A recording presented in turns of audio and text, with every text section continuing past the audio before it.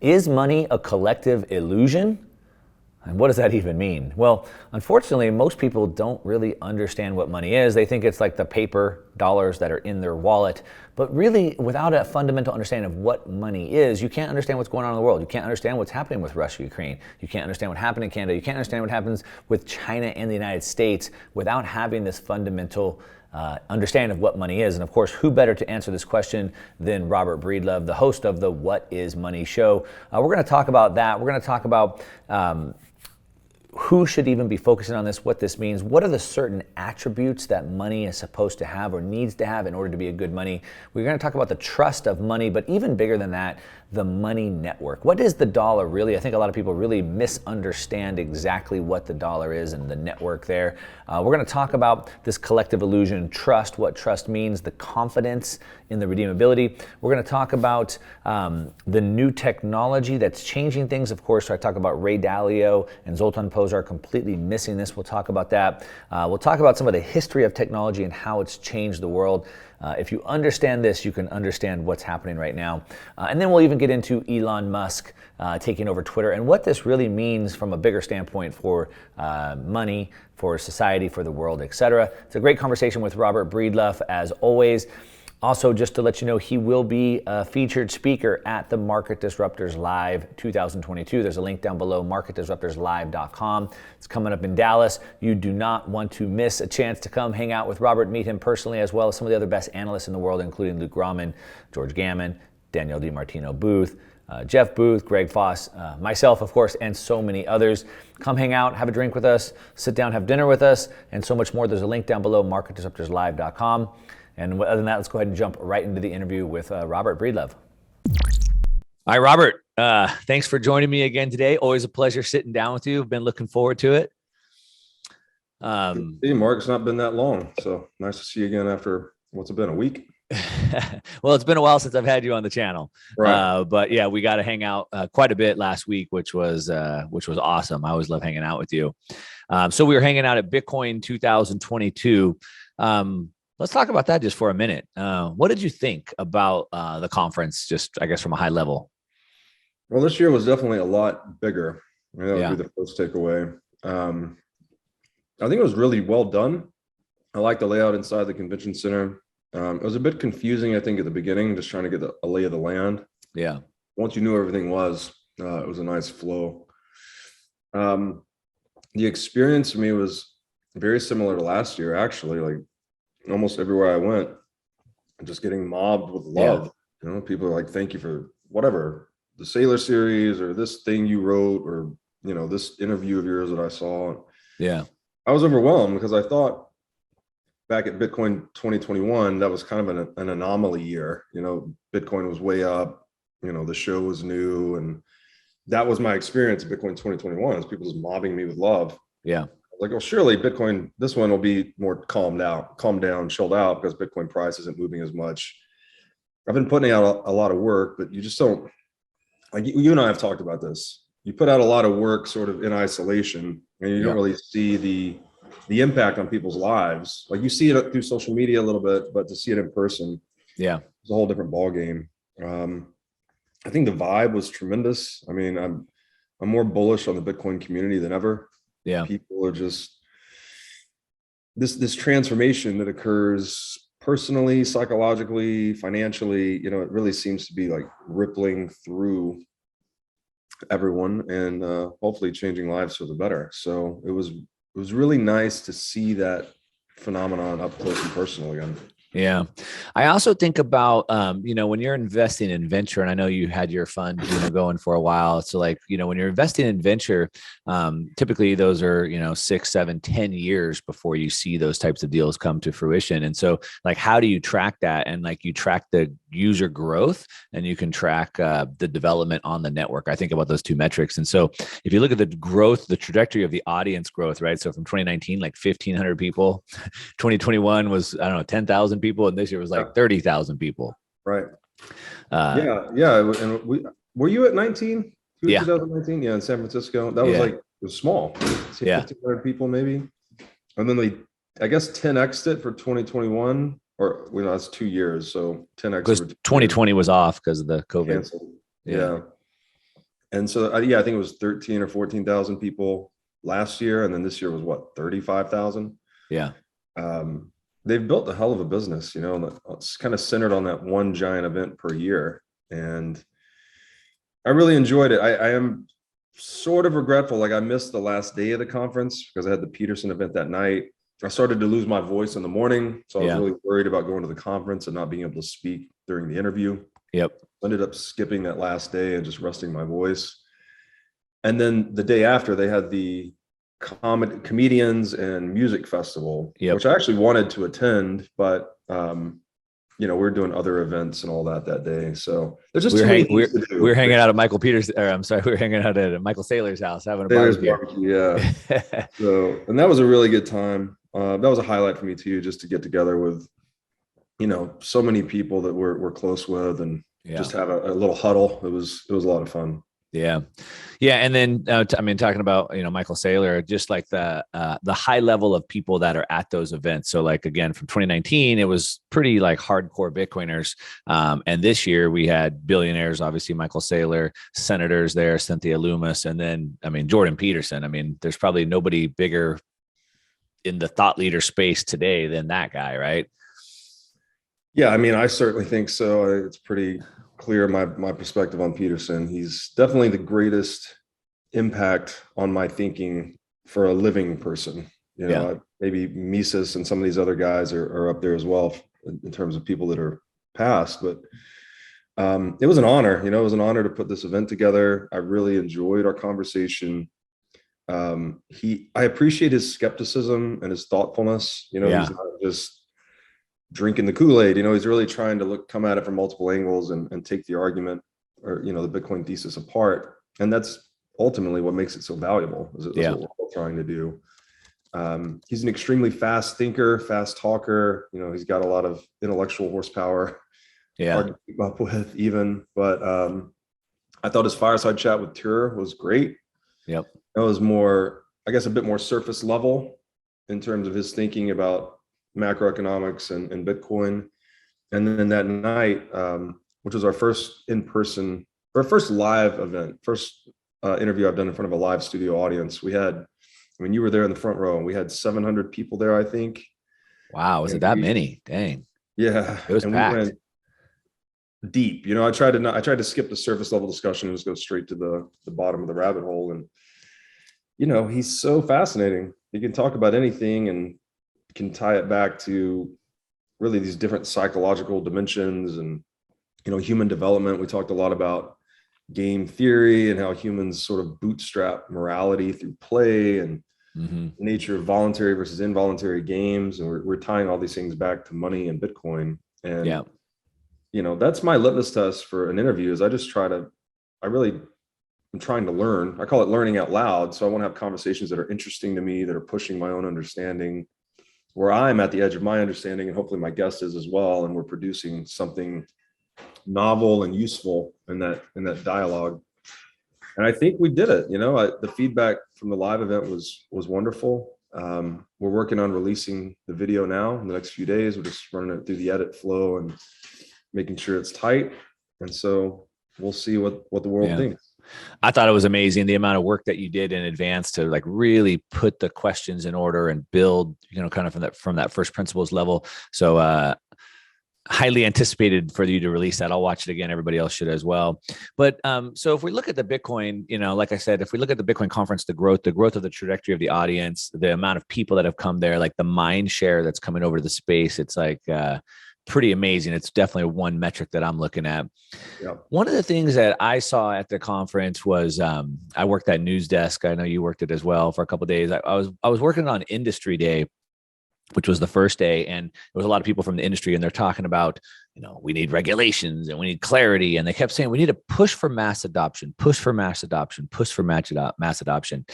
And I thought, I was like, you know, my contrarian take is that we don't need to push for mass adoption. One, like Alex Fetsky says, the masses are always wrong. Yeah. But I was just saying that per a 2018 Fed report, 40% of Americans don't even have $400 for an emergency. So I'm like, those people don't even need to worry about like Bitcoin or crypto. What's your thoughts on that?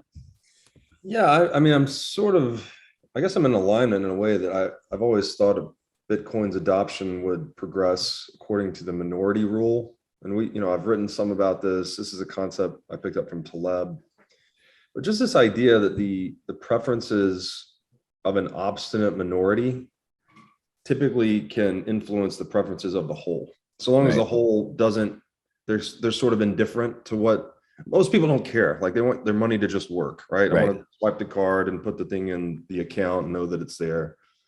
Um, but if you develop this, and Svetsky, a lot of these guys refer to the remnant, right? Right. The focused, intelligent minority that's just stacking sats to all kingdom come. It almost starts to create this growth dynamic in Bitcoin where its rules get imposed on others. Like you have to protect yourself from inflation or to preserve wealth across time, or any number of reasons. There's a million use cases for Bitcoin that you end up having to use this neutral settlement layer. And I mean, that's the path that I think it follows, is that Yeah. Bitcoin just continues to monetize. There will always be the diehard stackers. And when they're just taking new supply off the market, Bitcoin's just going to, the sell pressure on Bitcoin is going to be diminished more and more, along with this new issuance due to the halving, which is going to drive price higher and higher and higher. And eventually that draws in the masses, right? The masses typically just chase the price. Yeah. So, I mean, I'm focused on that. I think in my educational efforts too, I call it, raising an army of educators. And you had this brilliant quote one time, the setting brush fires in the minds of men, something Yeah. like that captures it as well. It's like, let's just give people the fundamental view on money, on property, on government, on the nature of our socioeconomic systems of human cooperation, and then let them decide. Right. Right. I'm not here to prescribe Bitcoin to anyone. I'm just trying to ask big questions and dig deep and hopefully find some useful knowledge in the process. Yeah. But I think it will ultimately be that small cadre of people that will really just, by holding such a secure footprint on the network and not accepting any inferior savings technology, not bending to any regulation or any threat, that's what's going to trigger this hyper Bitcoinization type event that we all look forward to. Yeah. Yeah. So your show, What is Money? The What is Money show, WIM, has been basically trying to answer that, like, what is money? And yeah, the majority of people just have no idea what money is. And so then back to like needing to push for adoption, it's like most people don't even know they have a problem. Right. I say in marketing, we'd say it's much easier to sell food to someone who's starving than to convince them that they're starving first and then try to sell them food, right? Right. In Venezuela, where the currency's blown up by 2,500%, you don't have to convince them that they should get out of that currency and into something else. Or in Canada, when they got kicked out of the banking system or their bank accounts are about to get seized, you don't have to convince them. So a lot of it's just like bringing the attention to that. But you've focused on this, what is money? And a lot of people just don't know that. I guess if we dig into that, I know you've outlined a bunch, like the certain attributes of money. Tell us what those are real quick. Yeah. So I think there's so many answers to this question. I have an ongoing blog series right now of answers to that question that both I've either discovered in reading or I've maybe sort of put together through my own thinking, or I've just been given by guests. A lot of guests come on the show and they have some unique answer to it. But it's really interesting, and a lot of people, it seems like it's resonated with the audience too, because a lot of people didn't notice that it was such a fundamental question, but they're like, now that you've asked it, I've heard all these different answers. I'm like, it's one of those really deep questions, like what is truth or what is value? It's something, it's just a rabbit hole, I guess, in a nutshell. Yeah. But for me, the original drum I was beating a lot was, okay, you want to understand Bitcoin. Bitcoin's a novel innovation. It's new. It's very complicated. You could lead with the technical explanation of Bitcoin, like cryptography and distributed computing networks and game theory and all of this. But I think that for most people, they just kind of have that glazed over look when you take that approach. So my realization was as you said, if you don't know what the problem is, then you Right. can't really put Bitcoin in the proper context. So I said, I try to dispense with this technical explanation of Bitcoin as a modern technology and really take the opposite tact entirely. Like, let's forget all that and just go to the very beginning, the first principles or whatever of human history, and say, Right. what is money? How did we get money? We all know that gold became money historically. And I put people like Ray Dalio in this group. Like, he gets money very deeply relative to most people. But when he looks at gold, his explanation for why gold became money is it has intrinsic value. Right. And that's a failing, in my opinion. There are specific properties that human beings demand in money. And I think that, for me, is the bottom of that question. It's like just explaining the properties people want in a money. And I've put it like this before. We often talk about goods and services, distinguishing, say, the physical good, a shovel, for instance, versus the service, which is digging holes. Right. But it's ultimately what we're all ultimately looking for are services. Even the good itself, we only demand that good because the services it renders to us, or it can accelerate us towards the achievement of our aim, right? I can dig holes faster with a shovel than with my bare hands. So if you start to think of it in those terms, then it's all about services, even money. So it's like, what services do people demand from money? Another way of saying that is, what properties do people demand from money? Right. And again, this is a question, if you ask guys like Edstrom, right? He wrote a book on this with 14 properties of money. Right. You read the Austrians, they have 7, they have 10. It just depends what you read. I try to narrow it down as much as possible, and I got it down to 5. And this was influenced by an excellent book, actually, that's available free online, titled Honest Money by Gary North. Gary North just passed away. He's like a Christian libertarian philosopher. It's a free PDF on Mises.org. You could also buy it on Amazon, but he narrowed it down to divisibility, durability, recognizability, portability, scarcity. Mm-hmm. And when I first got into this Bitcoin media explanation of, like, talking about what is money and explaining the money in a historical context that was adequate to put Bitcoin in and have Bitcoin be understood. And I think that chain, that explanatory chain, was really successful, actually, because then you're like, oh, I get it. Gold was the most divisible, durable, recognizable, portable, scarce thing we had. That's why we demanded it as money. That's why it became money. You also understand what gold lacked, right? Which was portability. Mm-hmm. Very hard to move gold across space, even though it holds value well across time, which explains why we abstracted gold into a paper currency, right? We're augmenting its transactability across space, increasing its portability. But that introduced the problem, right? We now need to trust the guy that's warehousing the gold, not to overissue the paper claims on gold. That was the ultimate honeypot for governments and central banks. Historically, it's become the most corrupt institution in the world, as we've talked about ad nauseum. And so it explains all that, just looking at the properties of money. And then finally, if you evaluate Bitcoin through that lens of the properties of money, you see that it's the most perfect money we've ever had. It perfects all 5 properties, so far as we can tell. I haven't been able to see a way we can improve any of the qualities of money that Bitcoin doesn't already provide. I mean, you could argue it's not optimized for transaction throughput right now, because you can do 15 transactions a second on Bitcoin blockchain On the base layer. On the base layer. But as we know, layer 2, that scales to, theoretically infinity, basically. So that's it. It's been hopefully a useful explanatory framework for people. And it sums up a lot of what I've learned over the past few years going down the Bitcoin rabbit hole. Yeah, I liked that piece, the gold not moving over space, and then the technology piece. I want to put a pin in that. Peter Thiel also presented at Bitcoin conference, and I thought he missed something really big. And I actually got a chance to meet up with him here in Newport Beach on Saturday and ask him what happened with that. And we had a pretty good conversation. I'm going to come back to that. But going back here, so I put a thing on Twitter. Hey, what questions do you have for Breedlove? Somebody said, what would be the best response to money being a collective illusion? Yeah, I think when you use words like illusion, it sounds like it's something just totally arbitrary and made up, right?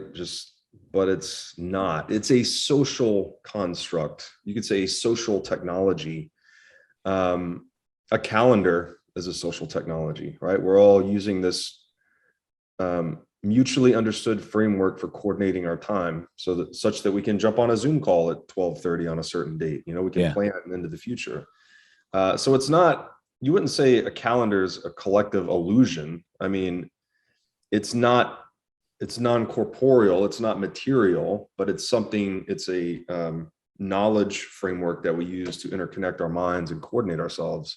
Yeah. And money is by far, in my opinion, the most important social technology in the world. Yeah. I think of it like it represents confidence and trust that we can redeem it for work. I think Alan Farrington said, money is a story of what work has been done Yeah. on credit yet to be redeemed. Yeah. It's a great way to put it. It's, I've also, like a ledger of successes and failures across time in the sphere of economics, right? If you've gone into the market and rendered a useful service product, let's just say service, all goods or services, right? Yeah. Rendered a useful service profitably, then the cost of your economic inputs is less than the output. So you've actually advanced humanity, right? They voted on whatever service you're rendering to them through buying and selling. And if you're doing that in a profitable way, then you're economizing human action. There's some problem people wanted solved and you solved it faster, better, cheaper than anyone else. And in doing so, you've basically rendered this favor to the market, and you redeem profits, right? Which are denominated in money. And those profits are just like frozen future favors. You can go and redeem those from the market. Whatever services the market can bear, you can now go trade those back.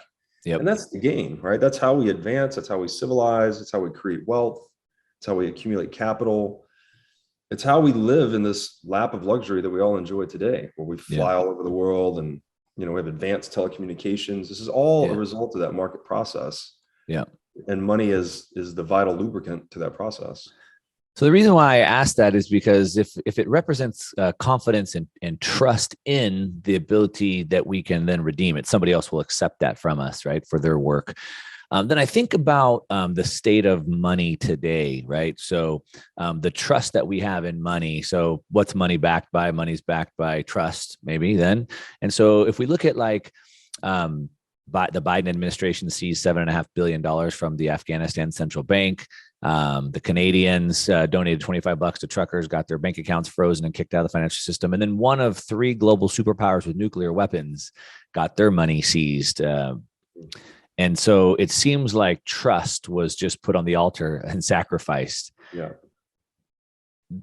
Which if money represents confidence and trust, and we just killed trust, that's a pretty big deal. Yes, 100%. This kind of, you could say, and Peterson and I talked about this a bit. He makes the point that reputation was the original store of value.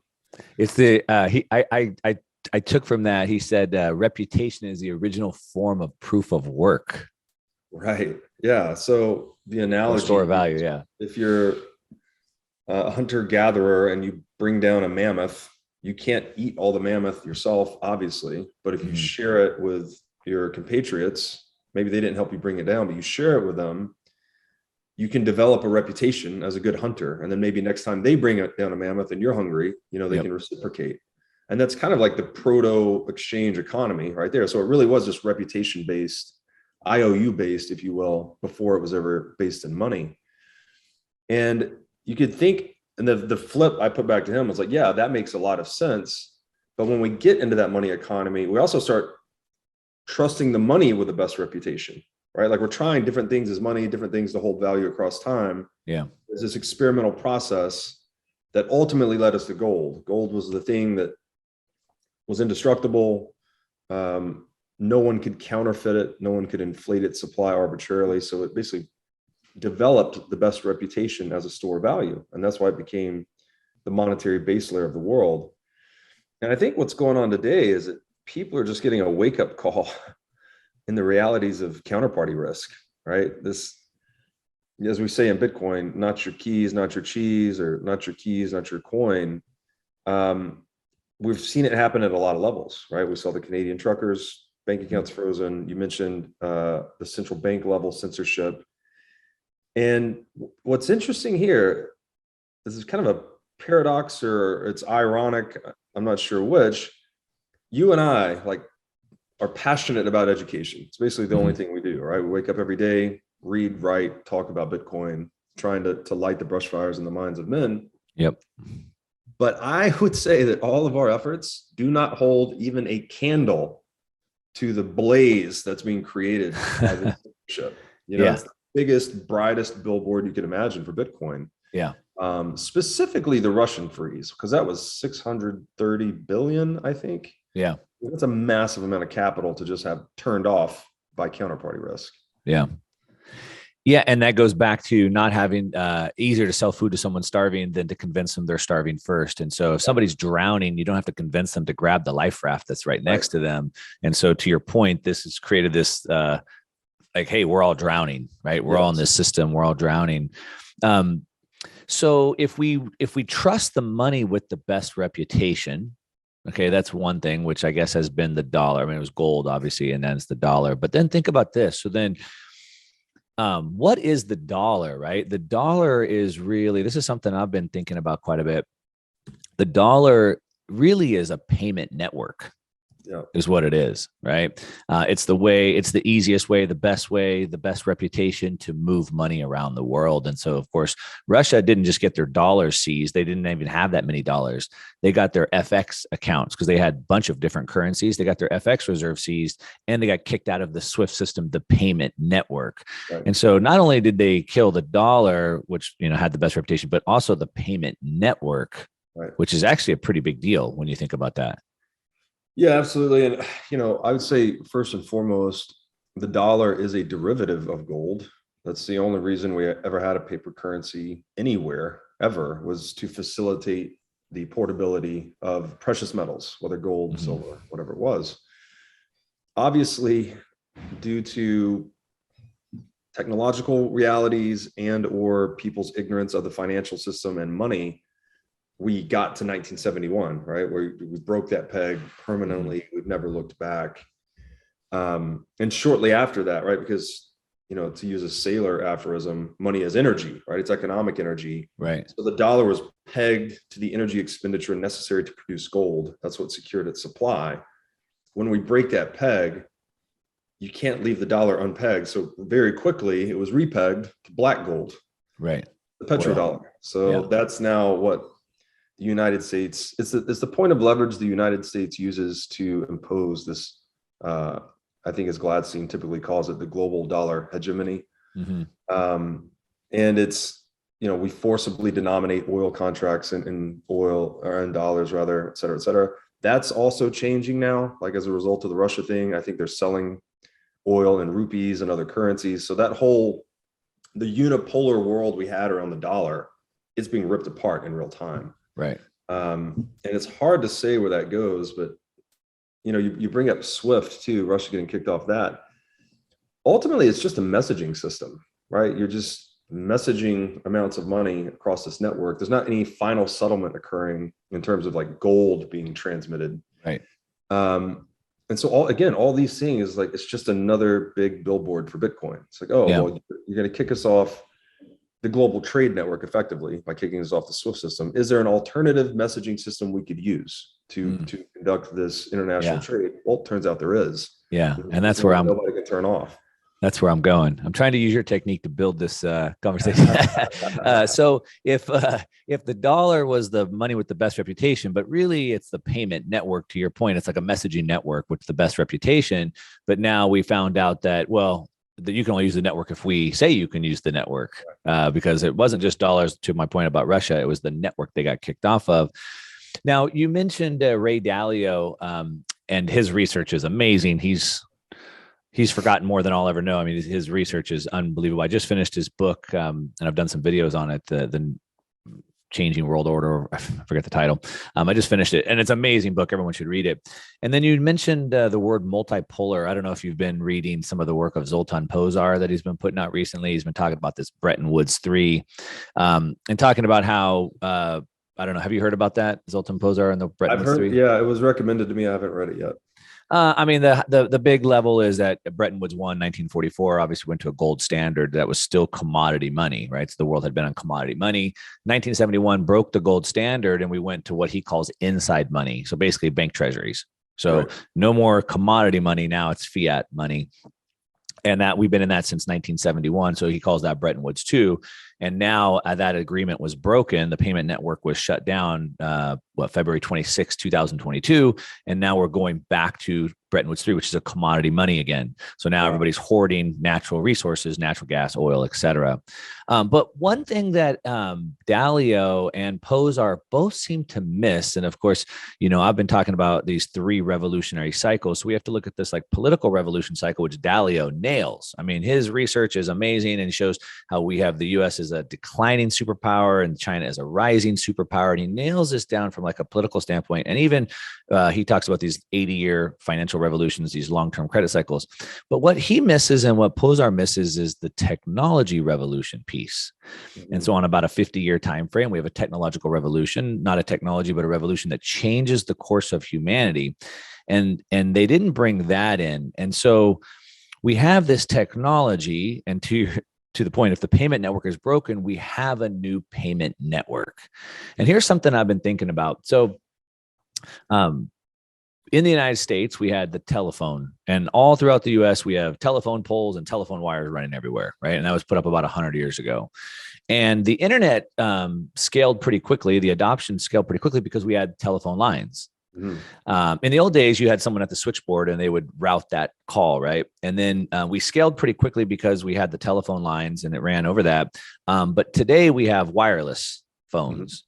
Mm-hmm. And so we don't really, the internet scaled pretty quickly. Then eventually they put fiber optics in the ground. They skipped the telephone lines, and now we just use wireless altogether. But then we saw nations like Africa leapfrog. They never had wired telephones. They just went straight to wireless. Yeah. And so what is the telephone network?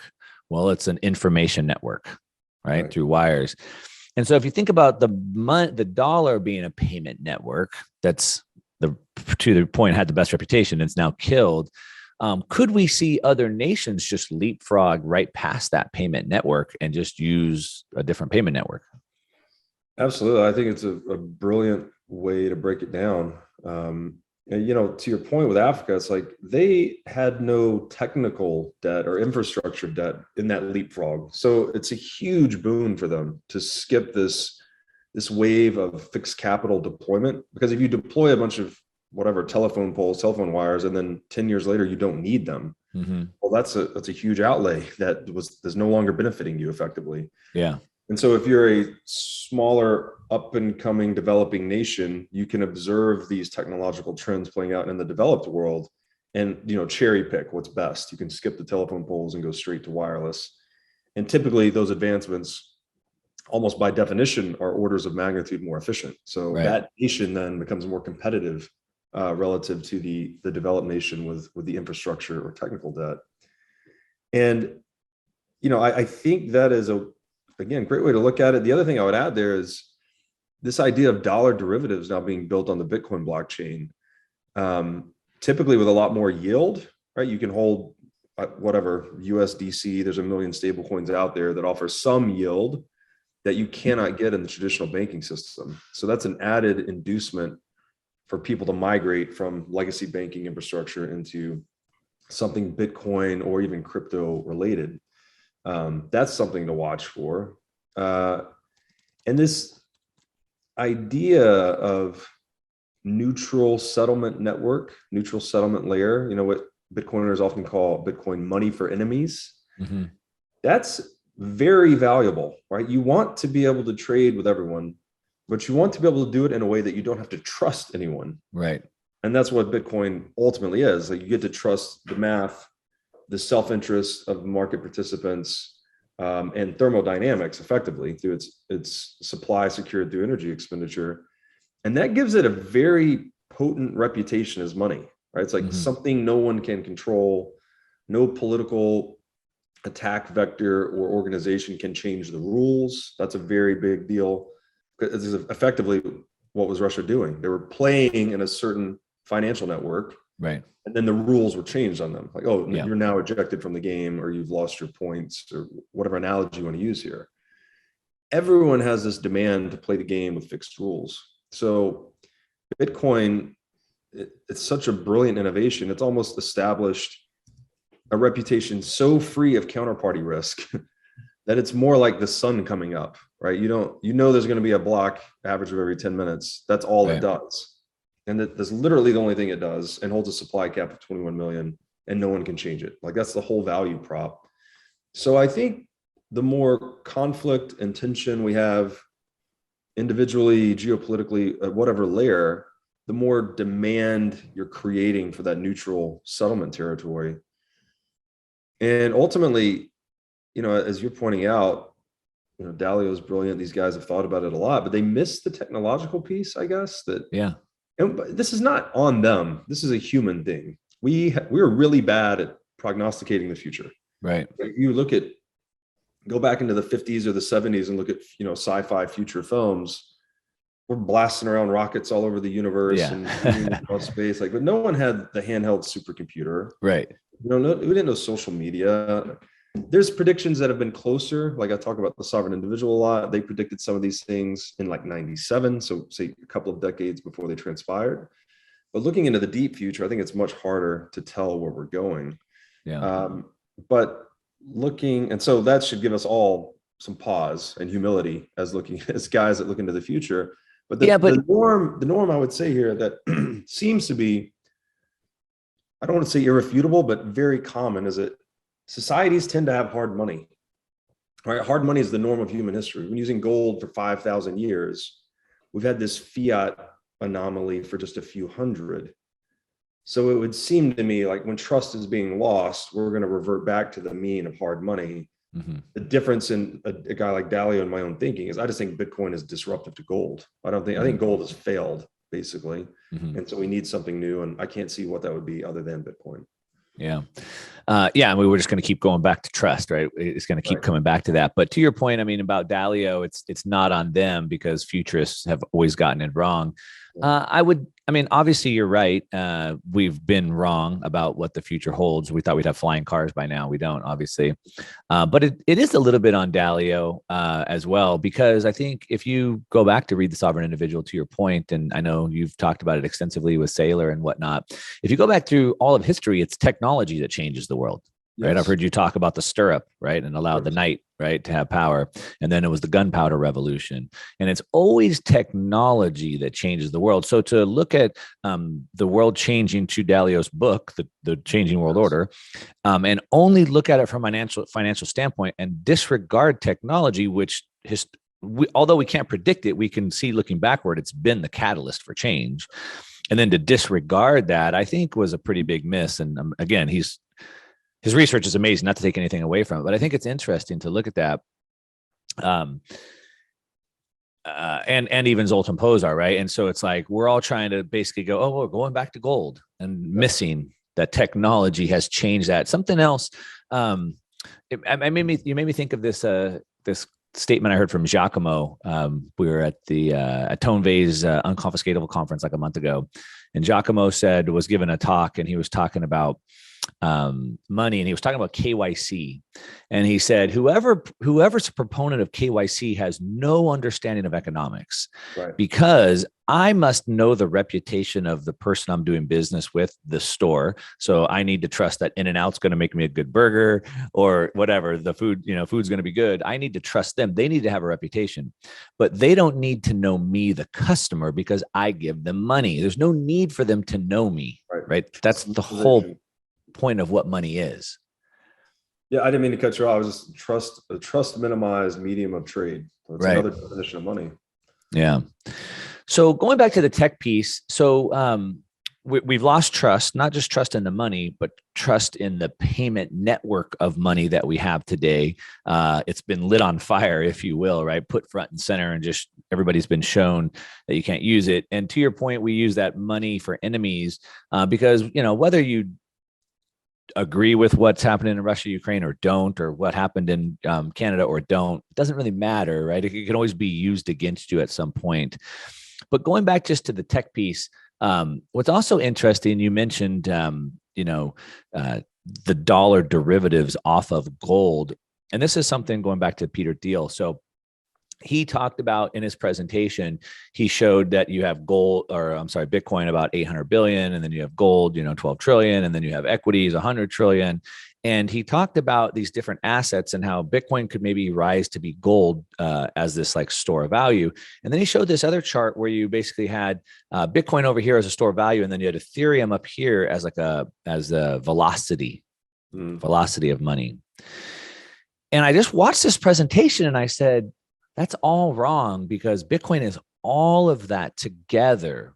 Yeah. And so Bitcoin is a technological revolution, and it's the first time we've ever had money that could have pure velocity without having to issue debt on top of it, right? Yeah. Which is pretty big if you think about that. No, it's huge. And Jeff Booth said the same point nicely at one point. It's like, for the first time in history, we have a means of final settlement that's high velocity. I'm paraphrasing him incorrectly here, but the point is, gold gave us a great instrument for storage of value and final settlement, but that final settlement was very expensive because gold's heavy and bulky and hard to move across space. Mm-hmm. So what we did is we introduced deferred settlement, right? Which is the debt instrument on top of gold. That is the dollar derivative or the IOU. We've done various credit instruments to increase the velocity of money, so we can increase the intensity of exchange and wealth creation. Bitcoin sort of obviates the whole thing. Like this is assuming Lightning Network works. Right. Assuming something like Lightning Network succeeds, then all of a sudden you have instantaneous global final settlement 24/7, 365 with no counterparty risk. Mm-hmm. It's mind blowing. It's like it's the one thing we've been aiming for in all of capitalism in a way. Right. So it's hard to imagine the implications of that, because the technological shortcomings of gold is what enabled the central bank to come into existence. And the central bank has become this apparatus of systemic theft for the nation state that's allowed it to grow into its gargantuan size today. So when you basically rug pull the nation state, like that technology you've been using forever and depending upon as a source of limitless tax revenue effectively through inflation, when that whole window is closed, what happens? Like the revenue model of the state collapses. The central bank, you no longer need a central bank. The banks you need look really different, right? Banks and energy producers somehow fuse in this world because they become sort of one and the same thing. Or you could think of like energy producers with Bitcoin mining and financial services on top of that. That becomes the new financial system. But all the customers have this option to take final settlement of their funds at any time. So all the banks or financial system players have a heavy incentive to be honest in their dealings with customers, which is the opposite of today, right? The banking system today is very parasitic, to say the least. And it's a lot to get your head around. I would also recommend, if you guys are fans of the show, check out my series with Jason Lowry. I think he's put together a very all-encompassing thesis about this, that we've effectively needed the projection of power. When I say we, he means organisms. Like organisms use the projection of power to secure territory. And basically as humans, we call territory property effectively. Right. And so changing this game of power projection in geopolitical space, where we need to go to war to compete for the rights to secure and control property, as he says, I think control the state and chain of custody of property, I think is how he says it. You now have basically produced a completely orthogonal game in Bitcoin. It's like you can do everything that this game achieves through violence and power projection, we can achieve non-violently through electric power projection, and in theory, be much more wealthy, peaceful, cooperative, all of these things as a result. So this is the Bitcoin rabbit hole. It's like everything, and this is where guys like Ray Dalio fall, I think, is they think the nation state model is the norm, right? It's like, what is the US going to do? What is China going to do? Not seeing that those social constructs emerge from the technological realities largely related to power projection through a Lowry thesis perspective. Right. So it's like really changing the base layer software or operating system for the whole human socioeconomic stack. Right. And we're just trying to get our arms around it. Like, what does this mean? Yeah. Yeah. And that power projection, to your point, is the shifting of technology. Yes. So going back to the stirrup, right? So the knight with a stirrup could get on a horse and he could handle 100 peasants. But then in the gunpowder revolution, one peasant with a gun could now take out 100 knights. And so it changed the shift of the projection of power. Absolutely. And there's a long literature on this. You could go to the bibliography of the sovereign individual that points to a lot of it. There's a paper by Frederick C. Lane. I think it's called The Economics of Organized Violence. Pretty interesting. It goes through a lot of this.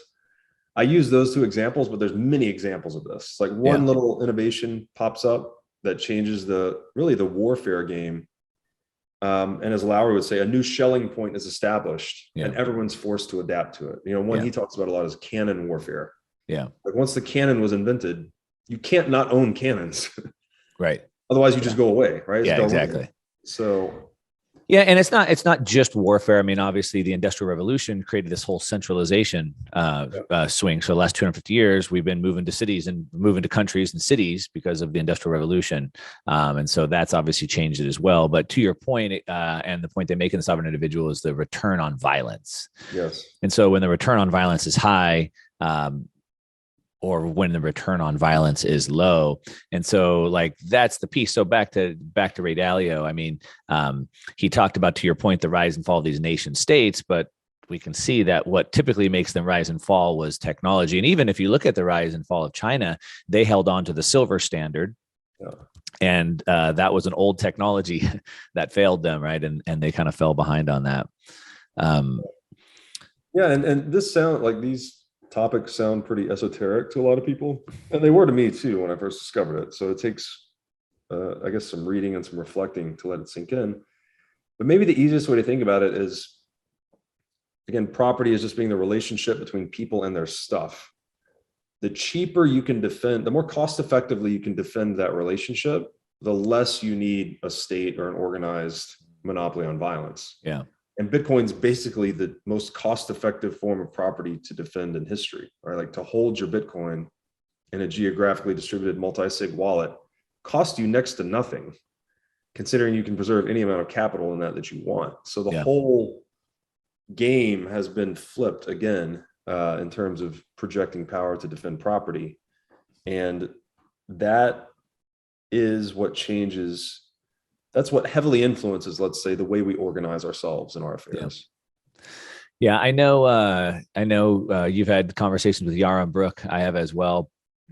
And I've asked him, like, how do we move forward without having an asset that we can't seize like Bitcoin? And he said, well, the only way is that we would have to have enough nukes, and it's basically through mutually assured destruction is how we would have peace. And that's obviously what happened during the Cold War. And so kind of that's what I think about Jason Lowry's thing. Like if we could project enough power of violence, but Bitcoin, I think is, it's more like having a force field where a force field is not violent. A force field does not project force or power over anybody. What it does is it just says, you can't attack me, and so don't even try, right? And so that return on violence is so low that nobody tries. So it's a non-violent way to achieve the same thing as a mutually assured destruction would be, almost. Yeah, I would say, and this is, this was a revelation for me in our conversation, is we often talk in terms of, is it offense or is it defense? But he makes the point that in modern military thinking, it's all maneuver warfare. And he makes a lot of great points. It's like, if China puts a base on the moon, is that an offensive maneuver? Was that defensive?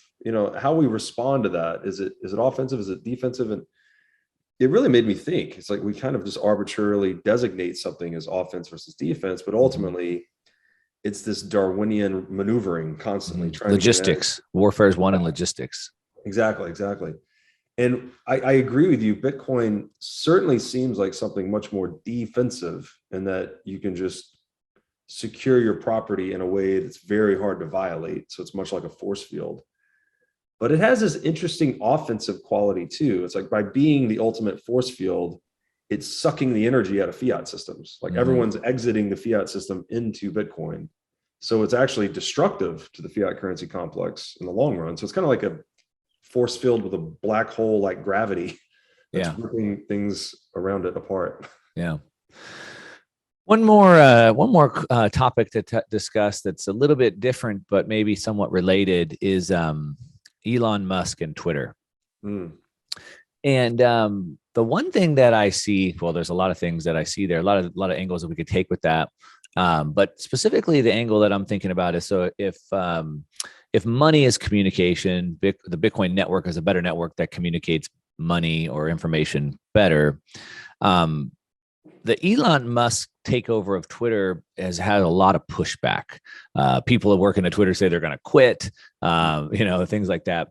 And one thing that's been I've been thinking about is like, man, he said that he wants to take it over to help have more free speech. He doesn't like the censorship. That seems to be his big gripe. There's too much censorship. I want to have more free speech. And so it seems like all these people that are pushing back on that are saying, we don't want free speech. Right. And if money is speech, right, or communication, and is this just a small little microcosm that's an anomaly that shouldn't be looked at or we should care about? Or do you think there's something bigger where maybe people don't want freedom of speech and we don't need this freedom of communication even in money? I mean, people are opposed to Canadians or Russia getting out of sanctions, which is kind of the same thing almost. Yeah, it's honestly scary, because I would argue that, someone tweeted this, whether Elon successfully takes over Twitter or not, he sort of forced all of the people that believe in censorship or are anti-free speech to show their cards. Because if you're against his private takeover of a business at a premium to all the shareholders, I mean, you don't get it, right? That's anti-capitalism, anti-competition, anti-civilization even, right? It's fascism, ultimately. Because now, who is it? Vanguard steps in and bought a stake to basically defend against the bed. And the reason they don't want it is because he's offering to have freedom of speech. Exactly. They want to keep their hands on the censorship levers. Right. And Twitter is the biggest media platform in the world. Jeff Bezos bought Washington Post and nobody cared about that. Right. Because he didn't want freedom of speech. So I guess that's the attack, right? The freedom of speech. Yeah. And Twitter, in my opinion, is the most important media outlet in the world. I mean, there's things with bigger user bases and bigger revenue, but in terms of ideas being exchanged, I think Twitter has the most density for that. And the censorship has been rampant, frankly. So it's very encouraging in a way that a guy like Elon is standing up for the freedom of speech and really putting his money where his mouth is. Elon does not fuck around, which I appreciate. Someone else tweeted this. Elon was the first guy that got rich and actually did cool shit with his money. Yeah. I think that's pretty well said, but ultimately this all grounds out in Bitcoin again, though, because even if Elon takes over successfully and tries to reincorporate the principles of free speech, he's still going to have pressure from the state, the state broadly, multiple states that Twitter's operating within, to censor certain people about certain things. And so then he'll become the arbiter of truth, he or his management team. And Bitcoin just, again, obviates the need for all this. It's like, if we can build communication platforms, media platforms on top of Bitcoin that are transmitting micropayments of sats with each message, you can basically make messaging unstoppable as the money itself. And in doing so, you can implement actual free speech in the digital domain. So we don't even have to have the conversation of censorship anymore. It's just like, You can speak as freely in real life as you can on Twitter or the Bitcoin equivalent. If Bitcoin would be like digital cash, so it's peer to peer, so it's almost like cash, but digitally, where I could give it to you and there's nobody in between to stop it, block it, prevent it. It could also move conversation almost as I'm talking to you peer to peer with nobody in between that could stop it, block it, or prevent it. That's right. And it changes the game for a lot of things. It changes the game for podcasting. You know, you like stream sats to listen to podcasts. Yeah. Peterson and I talked about this in our interview. He thinks that all the social media bullying has to do with the fact that there's zero cost of messaging, right? Sure. There's no cost to being a schmuck on Twitter, but you would never say those schmucks that you see on Twitter would never say the same thing in real life because they'd get punched in the face. Especially not to you. So, and Saylor went deep on this in our series together, where he talks about Twitter implementing Bitcoin to have like the orange check or the blue check. Yeah. And basically a skin in the game reputation system that would cleanse the quality of discourse online. And I think it's brilliant. And also, I think it's almost as inevitable as Bitcoin, because again, people want that. People want a place that you can just speak freely and interact without the threat of censorship or any top-down control. Like that's a universal, that's in universal demand, let's say. Even the people that want to censor others, like they themselves do not want to be censored. Right. So when that domain opens that can censor no one, everyone's going to migrate there. It's the same dynamic, same reasons people are adopting Bitcoin. People adopt Bitcoin-based media. Yeah. And I know we're both friends with Justin over at Zion and both involved in that. So shout out to Zion, because they're helping to bring that. And so we're going to see more and more of that. Well, I think with that, we'll go ahead and sign it off. We've covered a lot of ground. Always a pleasure talking to you. We referenced, obviously, your show, What is Money, and the upcoming, the release, I should say, of your interview with Jordan Peterson. So definitely check that out. Anything else you want to bring attention to? No, man, it's been great talking to you. You know, the Substack is the Freedom Analects. That's linked on my Twitter profile. So if you want to follow the reading more than the talking, that's another option. And no, we're going to be releasing, I did 5 in-person interviews in Miami. So we're going to be releasing those over the next few weeks. I hope everyone likes them. Feel free to engage. Let me know.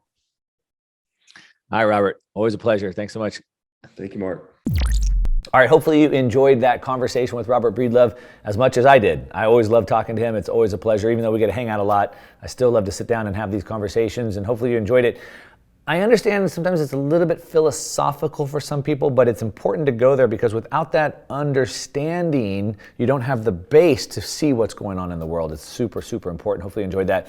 And as I said before, don't miss the chance to come hang out with Robert and myself and George Gammon and Luke Rahman and Jeff Booth and Greg Foss and so many others. There's a link down below, marketdisruptorslive.com. Come hang out, have a drink, sit down, have dinner with us, and so much more. You don't want to miss it. Other than that, check out these other videos that I have up here. And of course, as always, give me a thumbs up on this video if you like it. And if you don't like the video, give me a thumbs down, but at least leave me a comment and let me know why. And that's what I got for you today. All right, to your success. I'm out.